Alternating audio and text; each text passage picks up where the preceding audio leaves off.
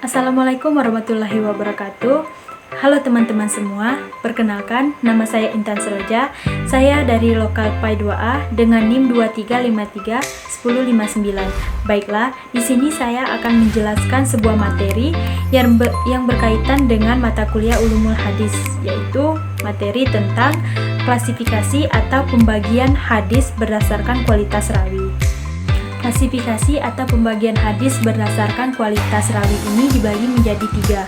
Yang pertama hadis sahih, yang kedua hadis hasan, dan yang ketiga adalah hadis dhaif. Pertama saya akan menjelaskan tentang hadis sahih. Secara bahasa, hadis sahih artinya sehat, lawan dari sakit. Sedangkan secara istilah, hadis yang sanadnya bersambung dari awal permulaan hingga akhir, disampaikan oleh orang-orang yang adil, dabit, serta tidak ada penyisihan dengan perawi yang lebih terpercaya darinya dan tidak ada ilat di dalamnya. Kemudian, adapun syarat-syarat dari hadis sahih. Pertama, sanadnya bersambung. Yang kedua, tidak ada ilat atau cacat. Yang ketiga, diriwayatkan oleh perawi yang adil. Yang keempat, dabit atau kuat ingatan.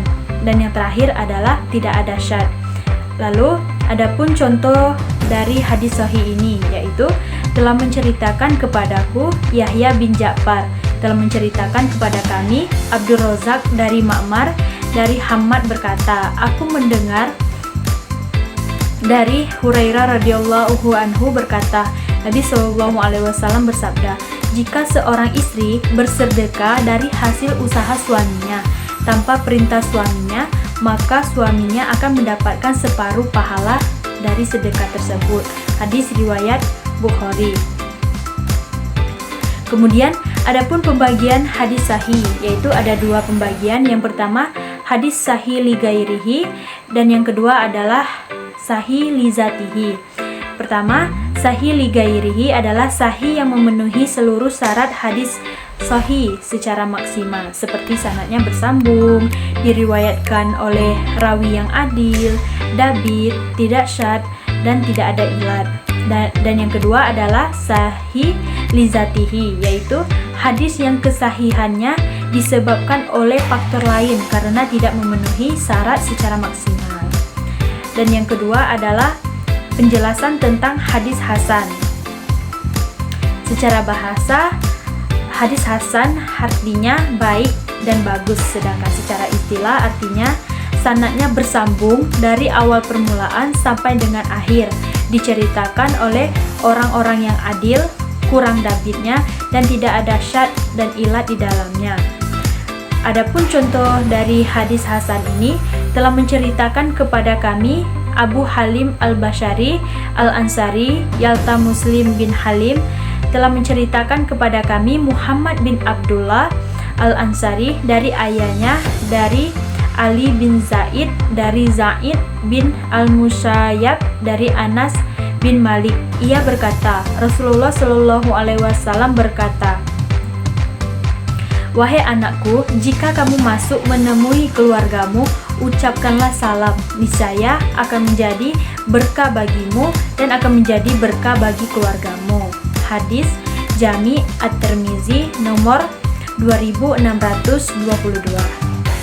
Adapun macam-macam pembagian hadis hasan, yaitu hasan li ghairihi, dan yang kedua adalah hasan li zatihi. Hasan li ghairihi adalah hadis yang dilihat dari sanadnya, namun dikuatkan dari jalur lain, tidak mengandung syad dan ilat. Dan demikian hadis hasan li ghairi ini awalnya merupakan hadis dhaif, lalu ia naik menjadi hadis hasan karena ada penguat atau faktor-faktor tertentu. Adapun hasan li zatihi adalah hadis yang memenuhi syarat-syarat hadis hasan, yaitu seperti sanadnya bersambung dari awal hingga akhir, diceritakan oleh orang-orang yang adil, kurang dabitnya, serta tidak ada ilat di dalamnya. Nah, yang ketiga adalah penjelasan tentang hadis dhaif. Menurut bahasa artinya hadis yang lemah, sedangkan dari segi istilah hadis yang tidak memenuhi sifat atau syarat dari hadis sahih dan hadis hasan. Jadi hadis dhaif ini adalah hadis yang lemah, tidak memenuhi persyaratan dari hadis sahih dan hadis hasan.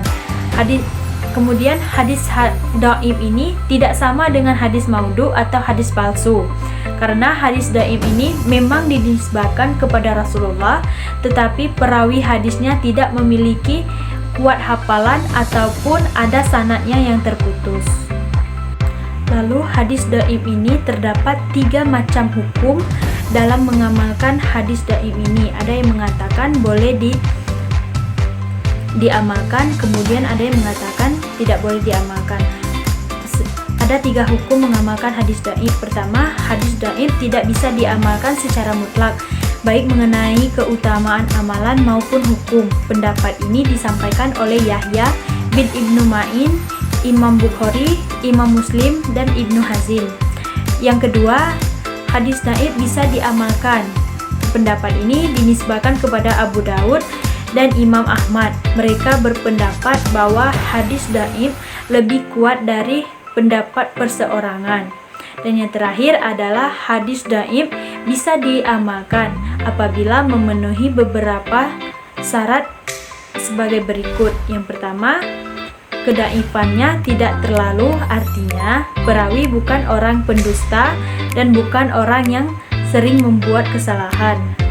Kemudian yang kedua adalah hadis dhaif tersebut masuk dalam cakupan hadis pokok yang tidak bisa diamalkan. Nah, yang terakhir adalah ketika mengamalkannya harus tetap berhati-hati, karena seperti yang kita ketahui bahwa hadis dhaif ini adalah hadis yang lemah. Jadi teman-teman, itulah penjelasan dari saya tentang pembagian hadis berdasarkan kualitas perawinya. Semoga bermanfaat bagi kita semua. Saya akhiri, wassalamualaikum warahmatullahi wabarakatuh. Bye-bye.